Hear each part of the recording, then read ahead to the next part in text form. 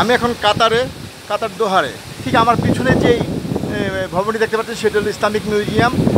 এখানে ইসলামের এশিয়া আর সমস্ত তথ্যাদি আছে ইসলামের উপরে।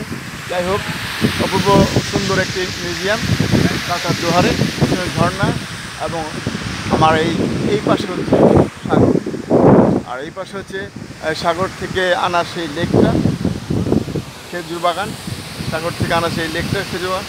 আর এখানে ঝর্ণা দেখতে পাচ্ছেন, এই ঝর্ণা। প্রচণ্ড গরম, +1। বুঝতে পারছেন আমার জন্য কি ব্যাপারটা হয়ে দাঁড়াইছে, যেহেতু আমি শীত পর্যন্ত এসে থাকি। এখানে একদিন ট্রানজিট নিয়ে বাংলাদেশে যাচ্ছি, ঢাকায় যাচ্ছি। এই সে সাগর, সাগর থেকে এখানে টানছে। চলুন আমরা যাই ভিতরে।